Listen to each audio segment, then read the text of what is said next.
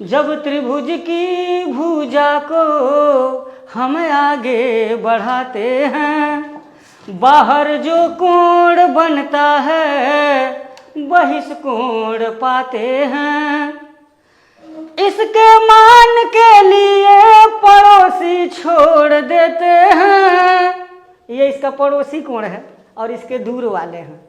इसके मान के लिए पड़ोसी छोड़ देते हैं। जो कोण दूर होते हैं उन्हें हम जोड़ देते हैं।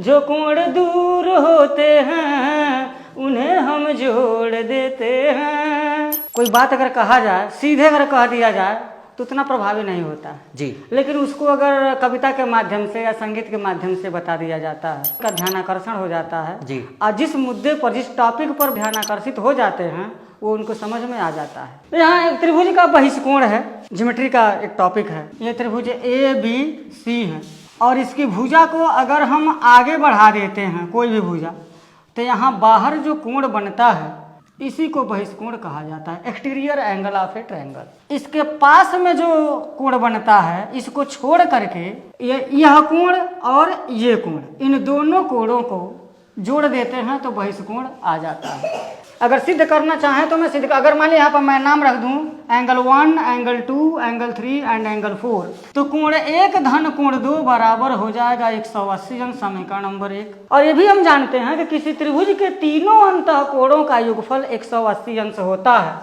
तो यहाँ यानी कि कोण 2 धन कोण 3 धन कोण 4 ये भी 180 अंश के बराबर हो जाएगा। इन दोनों समीकरणों का राइट हैंड साइड अगर बराबर है तो इसका लेफ्ट हैंड साइड भी बराबर ही हो जाएगा।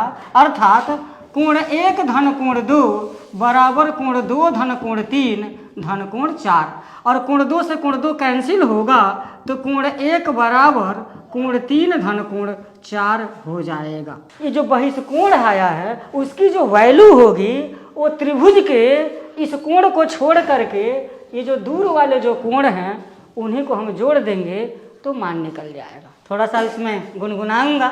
जब त्रिभुज की भुजा को हम आगे बढ़ाते हैं, बाहर जो कोण बनता है बहिष्कोण कहते हैं। इसके मान के लिए पड़ोसी छोड़ देते हैं।